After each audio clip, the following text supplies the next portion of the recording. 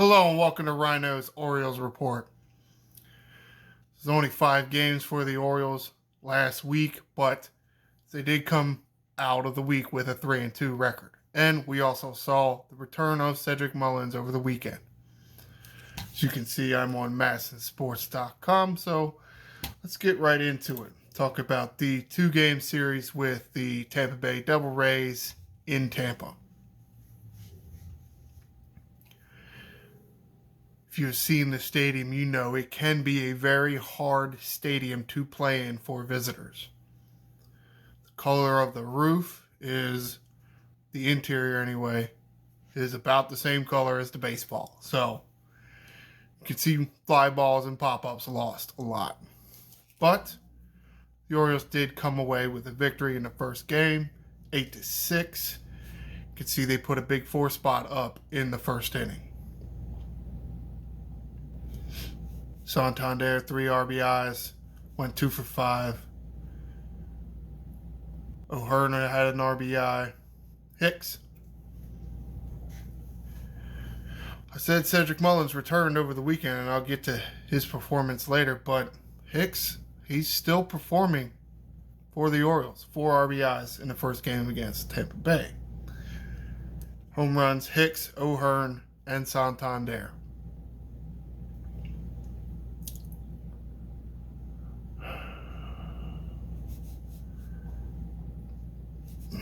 No stolen bases. Mateo, bottom of the lineup still. 0 for 4. More on that in a few.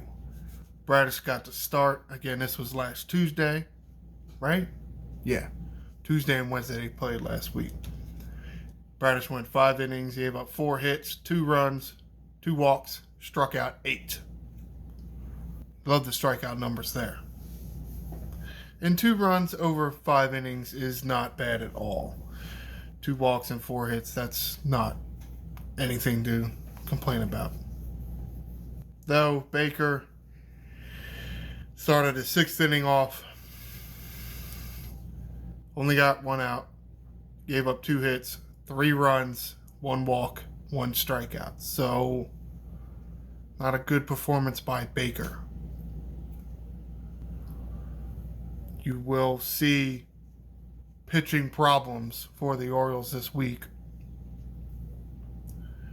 So, we can definitely look for Mike Elias to hopefully make a deal or two. When is the trade deadline? Like another month or 2? And bring in some, gonna hope, some reliable relief pitching. Desperately need that. Maybe not desperately, but Orioles need that. Bauman came in for 1 out in the 6th. Gave up 1 hit, 1 run, 1 walk.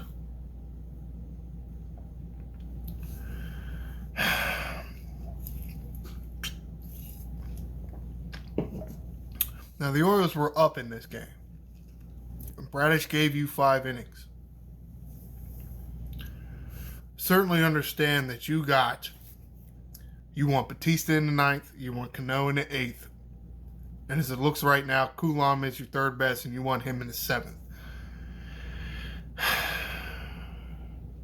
I understand that. But you got to get there. So, is there anything wrong with, let's say, bringing Coulomb in after the starting pitcher leaves the game? Because think about it this way. Starting pitcher's out there. He's pitching several innings.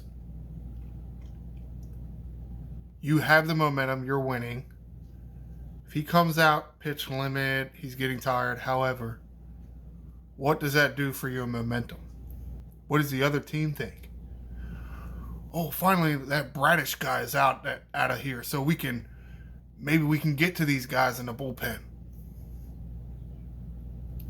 Maybe bring in Coulomb or Cano in the 6th to kind of keep down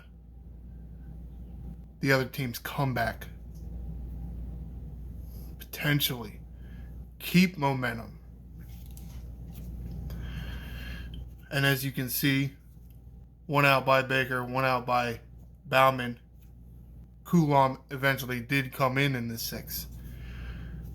Coulomb pitched 1 inning, but he got the last out of the sixth and then the first 2 outs of the seventh. Altogether, 1 inning pitched, 1 hit, 1 strikeout. Cano, very similar, got the last out of the seventh and then the first 2 outs of the eighth. 1 inning pitched total, 1 hit, 1 walk. Not great, but Coulomb and Cano didn't give up any runs. So, that's good. Batista did get 1 out in the eighth, then pitched the complete 9th inning for his 20th save. 1 1/3 innings pitched. No hits, no runs, no walks, 2 strikeouts. Oh man, only 2 strikeouts? He's slipping. The Rays are, you look at the standings, the Rays are winning the East. They are a team to be worried about. Maybe not worried about, it's the right answer, but they're a team that the Orioles are going to be fighting with for contention for the rest of the year.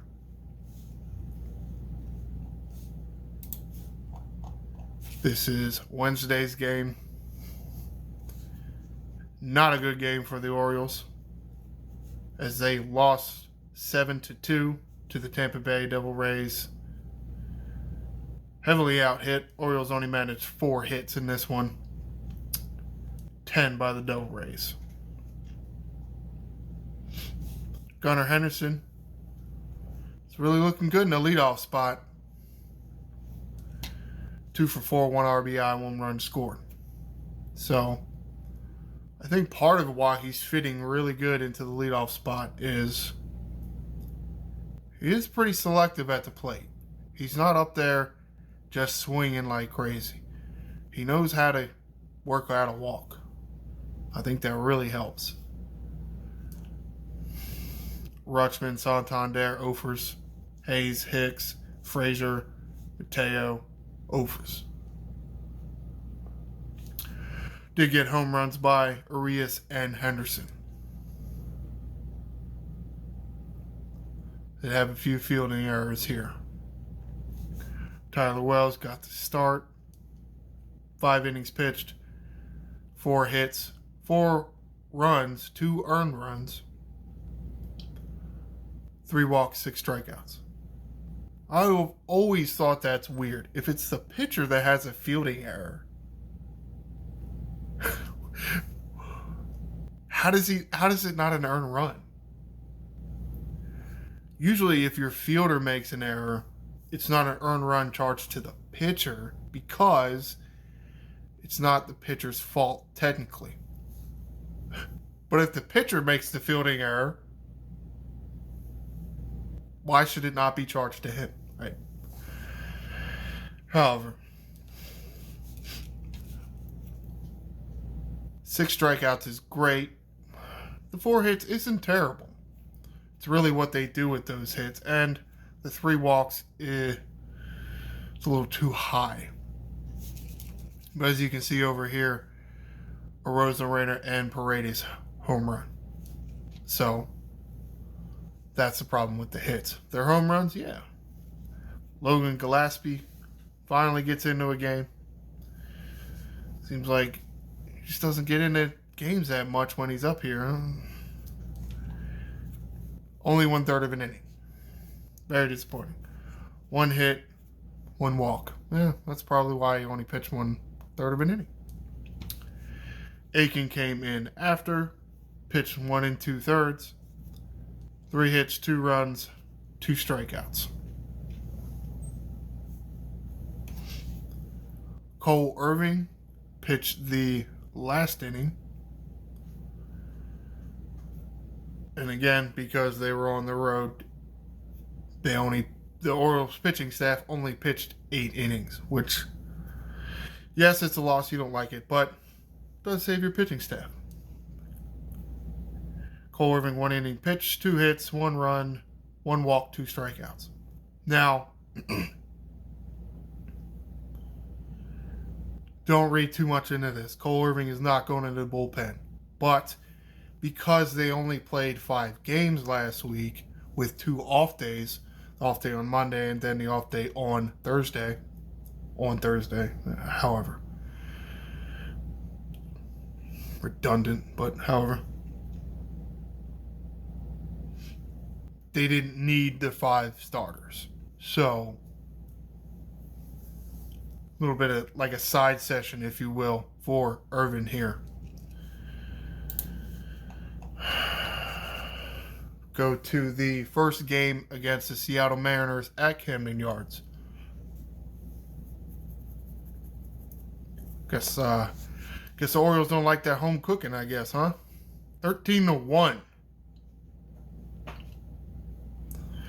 Yeah.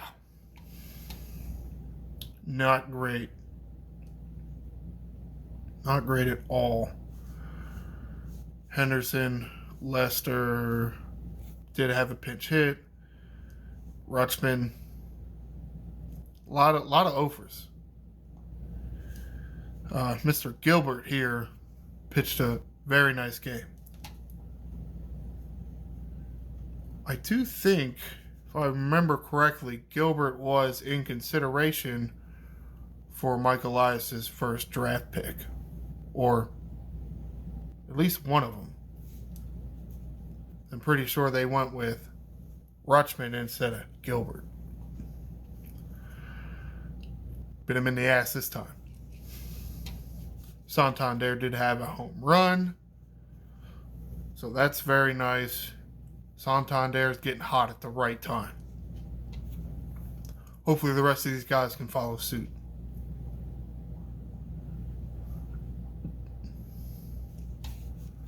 Kyle Gibson,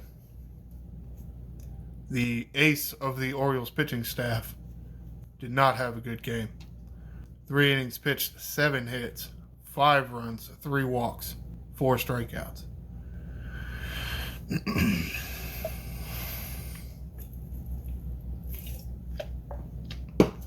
Did have a very lengthy at bat with, I want to say it was Murphy.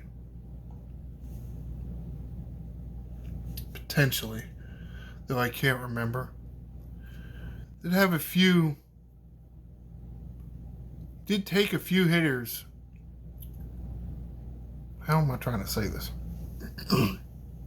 Gibson was getting ahead of hitters fairly well. What he was having trouble doing is putting them away. Kept wanting to go with the sinker inside, and the guy kept fouling it straight down. And then you go with a pitch away, and he either lays off the sweeper or he hits it and gets his hit, because you're pounding a guy inside with a sinker, you're pounding a guy inside with a sinker. He knows what's coming next.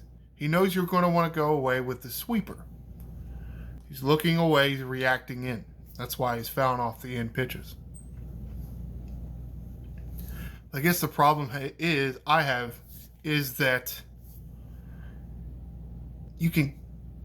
I could tell what the hitter was doing, right?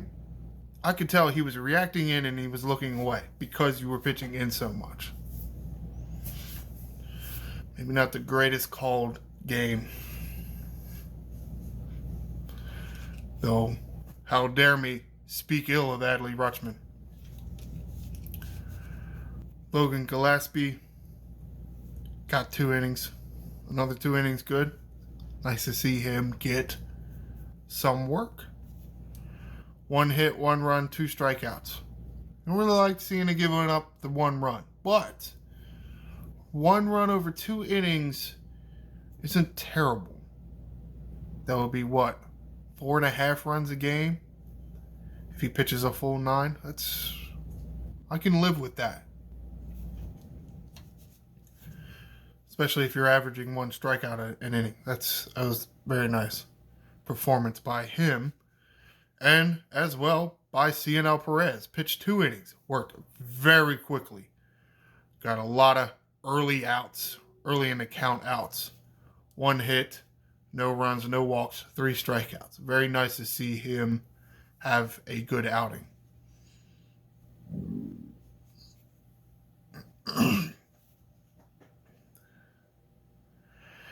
Keegan Aiken, different story. 2/3 of an innings pitched. 6 hits, 7 runs, 6 earned runs, 1 walk.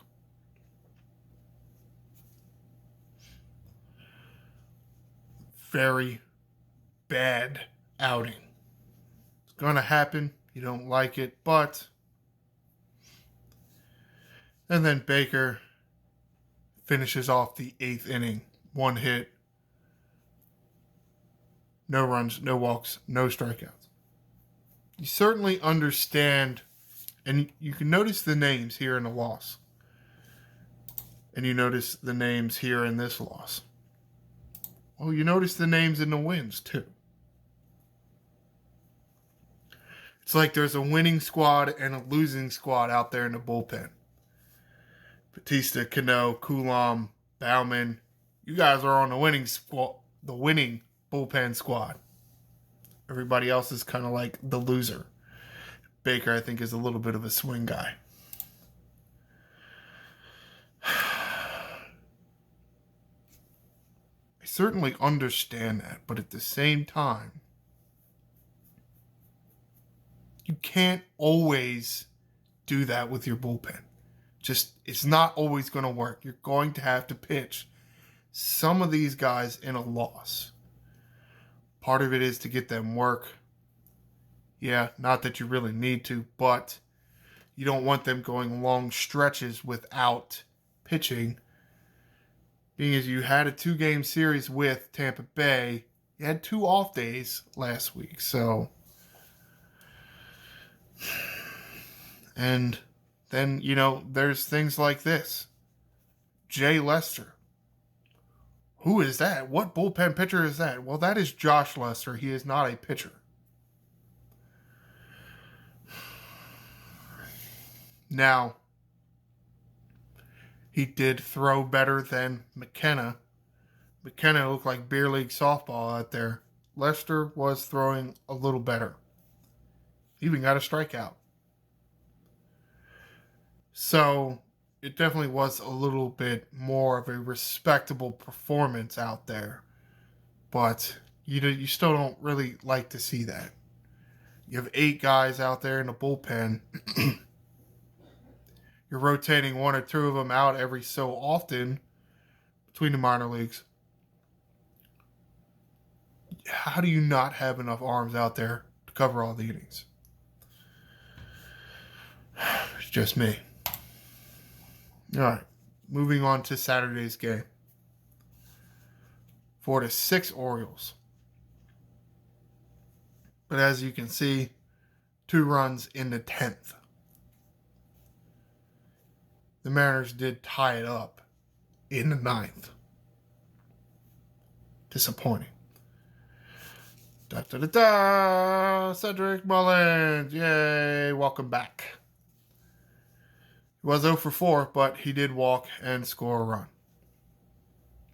Well, you notice he's hitting leadoff. Henderson all the way back down to 6.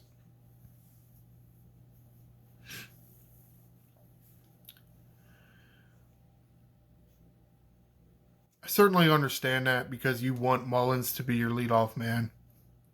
He is that sort of archetype as a player. But at the same time, to me it looked like Henderson was doing pretty good there. I don't know if I would have broken that up until Mullins demonstrated that he was back. Just because you do a rehab stint in AAA, it doesn't mean you're fully back yet. Get your timing back up to speed and that sort of thing. But it's not that I don't ever want Cedric Mullins to never be the leadoff guy again. Rutschman, another offer. Disappointing. I do think he needs to get more rest. I really do. He's had a little too many offers recently. Did have a walk. It's nice. Santander, 4 for 4. Love it. McKenna did get in there as defensive replacement, and it's nice to see he was 1 for 1. You know, 1 at bat, late in the game, 1 run, 1 hit, 2 RBIs. Yep. Walk-off, 2-run home run. How about that? You love to see that. I really do wish that he could get more playing time. I think he would be more up to speed on how the game is going. You know, not necessarily this specific game, but the league and how baseball is flowing. If you're only getting in there a few innings as a defensive replacement, does your body really feel like you know what is going on in baseball right now? So we'll see if McKenna gets more playing time. You got 5 outfielders on the roster now. O'Hearn in there first base. Still no Mountcastle yet. We'll see when he can get back. Henderson did go 2 for 4 in the 6 hole, so as you can see, Urias 8, Frazier 9th. Teo came on late in the game. Hicks, Santander, McKenna, home runs. Now, you see stolen bases, Frazier and Henderson. Mateo pinch ran for Frazier. It was the 9th inning. The Orioles half in the 9th inning. Not sure what happened here. Frazier walked. Pinch ran with Mateo. I'm not sure I would have done that. I think I would have saved it for somebody slower. Frazier's not exactly Mo Vaughn out there running the bases, you know. Frazier can run. Teo out there with Mullins at the plate. Mullins pops it up to the catcher. Well, Mateo was going on the pitch, and Mateo kind of just stayed there at second. So, and this was with what, 1 out? So the catcher catches Mullins, pop out, and then throws to first. It's like, what's going on there? The only thing that I can think of is because you saw the Mariners already tied the game. I guess you were thinking that with, you know, Mullins just popped out, so there's 2 outs. We're probably not going to get this. So if I, as in Mateo, make the last out of the inning, aren't I supposed to be the extra runner at second base? It's the only thing I can think of. Well, that actually didn't happen. Mullins was technically the extra runner at second base, which I'm not 100% sure why. I always thought it was the person that made the last out, which would have been Mateo, because he technically made the last out. But then the only problem with that is then as you're going backwards, you're not following the lineup, right? Rutschman would lead off, but you'd skip Mullins, and it would be the 9th spot out there on the bases. I don't know. Unless they screwed up. I'm not sure what really happened there. Of course, that rule is kind of funky. Dean Kramer got the start in this game. 7 innings pitched. 5 hits, 3 runs, 1 walk, 5 strikeouts. I mean, 3 runs is not bad. I mean, that's not bad. 7 innings pitched. It's great. Saved the bullpen. Kinda. Because they ended up using 4 pitchers. But at least they didn't have to cover 5 innings. Cano, first 2 outs of the 8th. To give up 2 hits, but got out of it without giving up runs.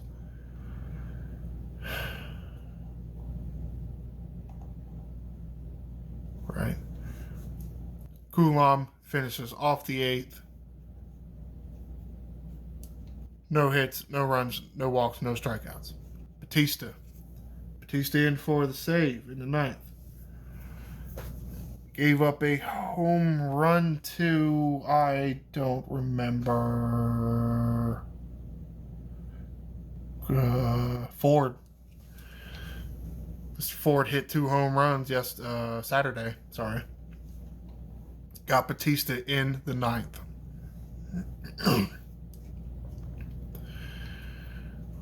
Luckily, that was it. To pitch the inning. His 5th blown save, which is... Actually, I don't know if that's high or not. You know, it is what it is, I guess. 2 strikeouts for Batista. So, he got out of it. Bauman pitches the 10th. 1 innings pitched, 2 strikeouts. Got the win. Oh, nice to see.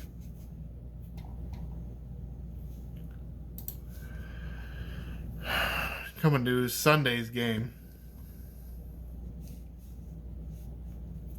Mullins in again. Leading off, did finally get a hit. 1 for 4. Santander, 2nd spot now. Yep, that's right. Anthony Benboom, he's back. Revolving door at backup catchers now because McCann is still on the IL. Finally, Rutschman gets a day off.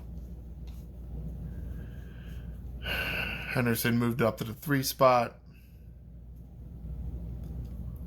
Santander with 2 RBIs.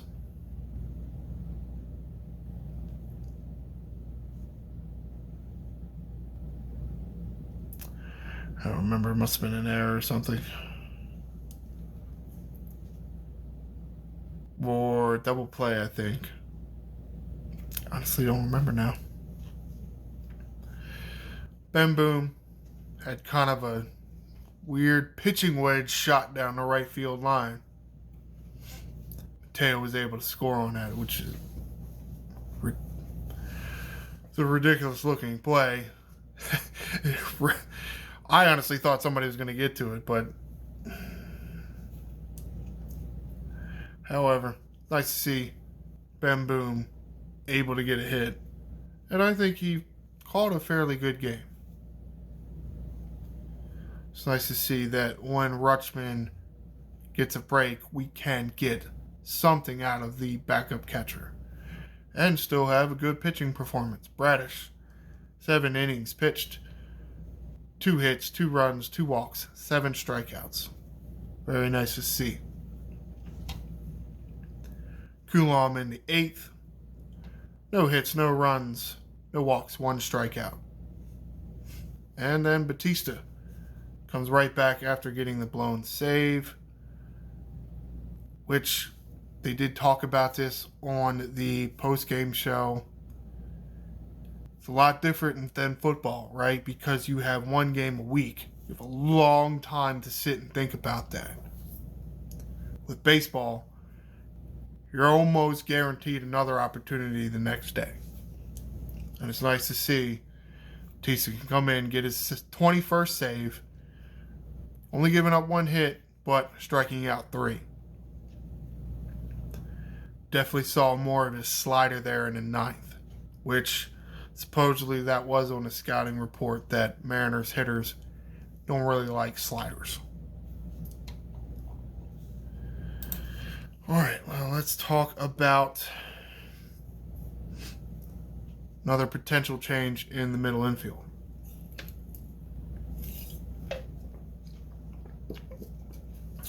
Joey Ortiz has been sent down to the minors. He never really got regular playing time. As you can see, this article is written by Rock Kubatko.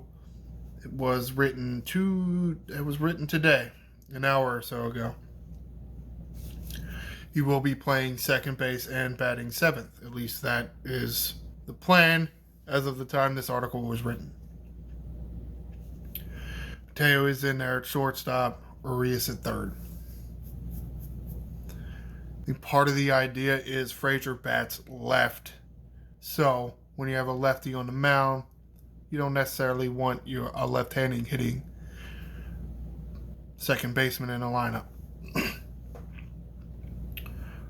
I do kind of wish they wouldn't do that as much. You're never going to hit lefties if you're a left-handed hitter if you don't see them. But that's just me. And McKenna also getting a start in left field. Hayes DHing. Hicks playing right field. We'll see how he plays right field. Santander getting another shot at first base. Mullins in center. So that is one way that you can deal with a somewhat crowded outfield. Santander can get a few more opportunities at first base. And you can use your DH spot.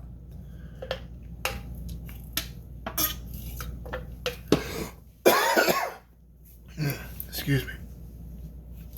Now remember what I was saying about Cole Irvin.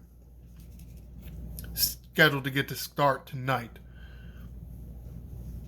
He did have that side session, so to speak, in game because of the amount of off days. Let's go to another article written by Mr. Kubatko around noontime today. Talking about Westberg making his debut. Ortiz option back to Norfolk. Jose Godoy, who I mentioned last week, cleared waivers the other day, accepted assignment to Norfolk. Talking about Ortiz only appearing in a few games. He does need regular at-bats. So, part of the reason why he's going back to AAA. And here you go. We'll replace... Not sure I completely understand this sentence. Something to the expectation that Westberg will replace Adam Frazier. Now, is it replace as in completely replace or only replace when a left-handed pitcher is starting against the Orioles?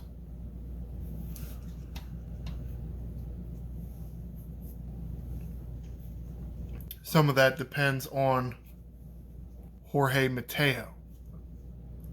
Westberg has the ability to play shortstop. Or maybe third base if you want Gunnar to play shortstop, but kind of depends on what Jorge Mateo does. He's got too much speed to completely give up on the guy. Irvin staying in the rotation. The Rutschman, 2 more hits. Our record, 75 hits. Oh, okay, that's... Alright, moving on. Another article written by Mr. Kubatko yesterday promoting Westberg. Orioles selected a contract in time for Monday. MLB Pipeline ranks Westberg as the Orioles' number 3 prospect behind Jackson Holliday. Yes, the really young Jackson Holliday. He's hitting that well. And Colton Cowser.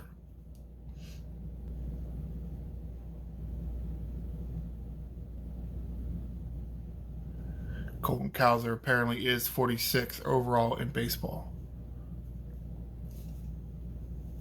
4.5 games behind the Rays. Westberg was apparently close in spring training.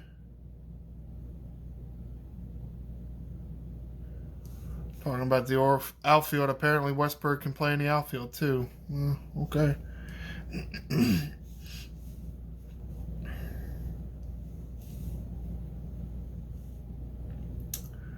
Corresponding 40-man roster move is pending, according to Mr. Kubatko. Not sure exactly what that means. Oh, that's an older article, so that was okay. That was the Godoy. Okay. Steve Molesky wrote an article today about some background information on Westberg. He's played about 150 games with the Norfolk Tide. Where did it say he was drafted? He wrote something where he was drafted. He was selected 30th overall in the 2020 draft out of Mississippi State. Pretty quick call up for Mr. Westberg. So we shall see. All right, let's take a look at the schedule.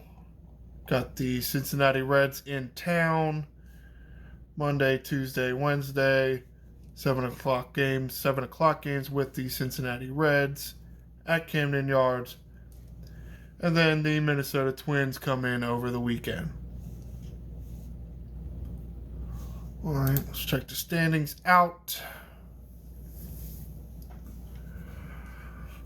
Relatively same position with the Devil Rays. Yankees are 5 games back of the Orioles. That is fantastic.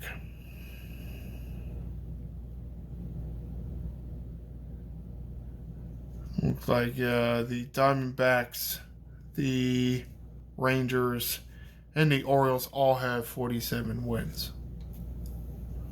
Really nice to see. Even though the Orioles are struggling a little bit, they're not losing too much ground with the rest of the league. I feel like I wanted to mention something. I don't even remember what the hell it was now. However, it's going to do it for me this week. Let's go Orioles. Going to the game tonight. Be sure to like and subscribe and tune in next week. I am the Angry Ryno, and this is Birdland.